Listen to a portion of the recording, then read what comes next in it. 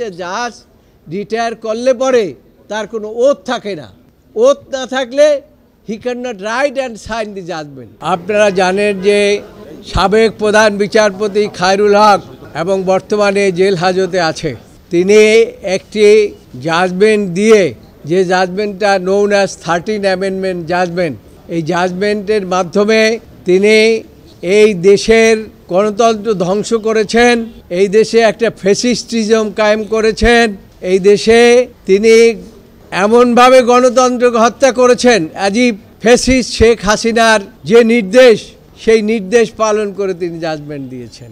তার জাজমেন্টের ফলে ওইটাকে সবসময় কোর্ট করে, যদিও এটা কোনো জাজমেন্ট না, আমরা আজকে বলেছি, এটাকে কোর্ট করে পার্লামেন্টে সংবিধান অ্যামেন্ডমেন্ট করে 15th অ্যামেন্ডমেন্ট করেছিল, সেটাও ইতিমধ্যে বাতিল হয়ে গিয়েছে। আপনারা জানেন যে তিনি, এবং আপনাদের এই ভাষ্য মোতাবেক তিনি জাজমেন্ট, প্রথম যে জাজমেন্ট লিখেছেন সেই জাজমেন্টের পরে 17ই মে তিনি রিটায়ারমেন্টে গেছেন। এই রিটায়ারমেন্টের 16 মাস পরে ঠিক যেভাবে সংবিধান অ্যামেন্ডমেন্ট হয়েছে এর পূর্বে, সেই সংবিধান মোতাবেক তিনি জাজমেন্ট দিয়েছেন। এই কথাগুলো আমরা রিভিউ পিটিশনে আমরা এনেছি। আমরা বাংলাদেশ জাতীয়তাবাদী দলের মহাসচিবের পক্ষে আমরা সেখানে উপস্থিত অ্যাপিয়ার করেছি আদালতে। আমাদের সাথে এখানে আজকে যে হিয়ারিংটা হয়েছে, সেখানে দুটো মামলা একসাথে হিয়ারিং হয়েছে, একটা হয়েছে আমাদেরটা এবং জামাতে ইসলামেরটা। ওই মামলারও সিনিয়র কাউন্সিল হিসেবে উপস্থিত ছিলাম, সেই কারণে আমি জাজমেন্টটা পড়তে দিয়েছিলাম একজন আইনজীবী, আমাদের একজন জুনিয়র ফ্রেন্ডকে, তিনি জাজমেন্টটি পড়েছে।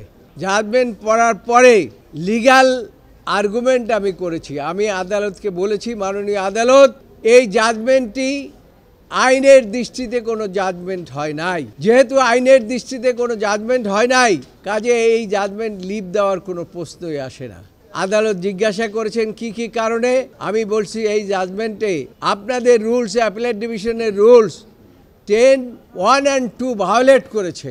কিভাবে ভায়োলেট করেছে সেটা আমরা এক্সপ্লেইন করেছি। কারণ প্রথম জাজমেন্ট দেওয়ার পরে আর এটা চেঞ্জ করতে হলে পরে রিভিউ করতে হয় অথবা পার্টিকে অবহিত করতে হয়, এই ক্ষেত্রে কিছুই করা হয় নাই। তারপরে সেকেন্ড কথা বলেছি যে এই জাজমেন্টের পরেই অ্যামেন্ডমেন্ট হয়ে গেছে সংবিধান, সেটাও বেআইনি। প্রাথমিক জাজমেন্টের পরে সংবিধান অ্যামেন্ডমেন্ট হয়ে গেছে, এটাও বেআইনি। সেটার উপরে 15th অ্যামেন্ডমেন্ট, সেটা চ্যালেঞ্জ হয়েছে, এটা রুল কুদ্দুস কাজলও বলেছে, আমরাও বলেছি। থার্ড কথা বলেছি, জনাব খায়রুল হক 17ই মে রিটায়ারমেন্টে গিয়েছে। রিটায়ারমেন্টে যাওয়ার পরে কোনো জাজের ও তার থাকে না, শপথ থাকে না, অর্থাৎ 17ই মে তার শপথ চলে গিয়েছে।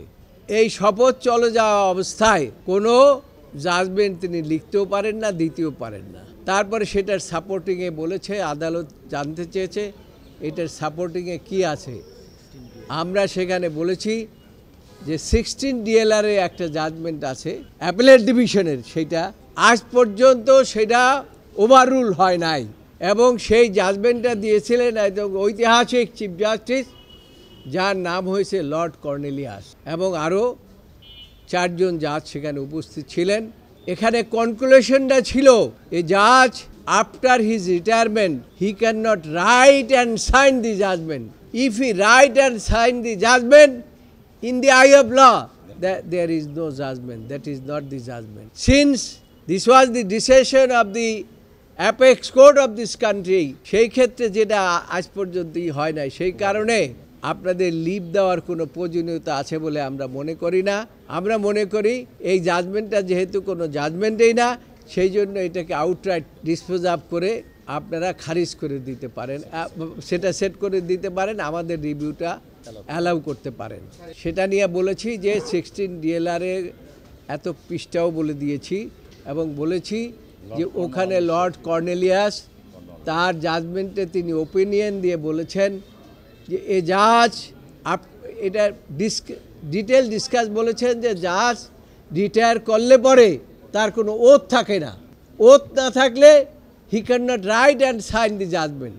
তো সেই ক্ষেত্রে যেহেতু খায়রুল হক এই জাজমেন্ট যখন সই করলেন এবং লিখলেন, তার রিটায়ারমেন্টের 16 মাস পরে, এবং সেই জন্য বলেছি ওই জাজমেন্টকে উল্লেখ করে, এবং ওখানে প্রথমেই বলা আছে অ্যানোটেশনের মধ্যে, সেটাকে আমরা পড়ে শুনিয়েছি যে এ জাজ after can not right and sign the judgment after his retirement. If he write and sign the judgment, that is not the judgment in the eye of law.